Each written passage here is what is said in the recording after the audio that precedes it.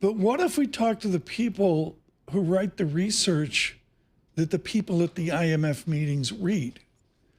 One of the people they read, studying with Jeff Sachs years ago at Harvard, is a heavyweight out of Australia. His name is Warwick McKibbin. He works for Adam Posen and Olivier Blanchard at the Peterson Institute for International Economics. And his rigid, wonderful economics is to say, okay, we're going to have tariffs. Are they going to work? Joining us now from Australia and the Peterson Institute, Warwick McKibbin. Are they going to work, Dr. McKibbin? I mean, just simple. The president makes it sound so easy, so simple. Are we actually going to bring in revenue from tariffs? Great to be here. I guess the question is, will they work? Depends on what the objective is. If the objective is to slow down economic growth, yes, they'll achieve that. If the objective is to bring in revenue, yes, they will bring in some revenue, but by our estimates and other estimates, the revenue is nowhere near as great as advocates of tariffs might suggest. It's a very narrow tax base, so you have to have a very high tax to get any revenue. Do you indicate or see that there's anyone within the Trump orbit that can explain what you just said to the president? Is there anyone that can explain this to Donald Trump?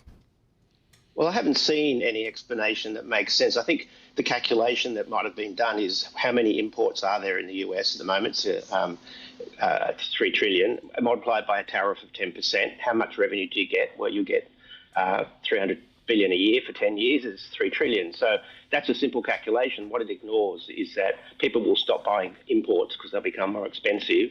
People will shift their consumption bundles.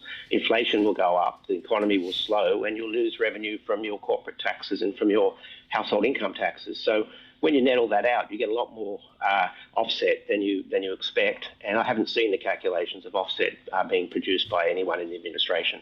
I was having some fun a moment ago talking about stochastic models, and you're famous for one with Jeff Sachs. Tom mentioned him just a moment ago. Can you just talk in plain terms about how you conducted your analysis and sort of what variables are there in sort of coming to some conclusion about the effect this is going to have? Yeah, what we've tried to do, and that's a good question, what we've tried to do is bring both the financial parts of the world economy, the links between countries through asset markets, exchange rates, bond markets, together with production networks. So we're modelling the real economy, how resources flow within the US economy and between the US and China and other countries. And so we try and map the physical economy and the financial economy and their interaction into a very, very large, complex system, which is based partly on historical relationships and partly on observed events such as German unification, such as NAFTA, such as events where we saw something occur and we see whether our modelling framework can replicate what had happened within a reasonable degree of confidence. And then we use that framework to project scenarios for central banks, for corporations, for governments. Simple questions as well as complex questions like the tariff war.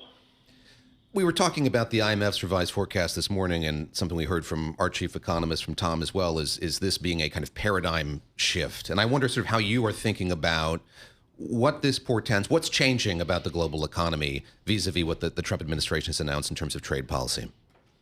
Well, we've been seeing this transformation going on for decades. We've seen the centre of global economic activity moving from Europe and the US to Asia.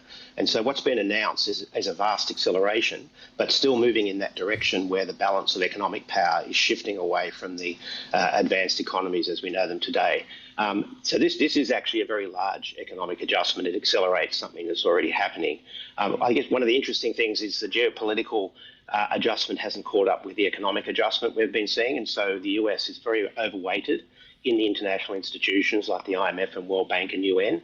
I think that doesn't really bother the Trump administration at all. In fact, they're trying to move that away from the current arrangements as well. But this is a very major event in world history, I would say.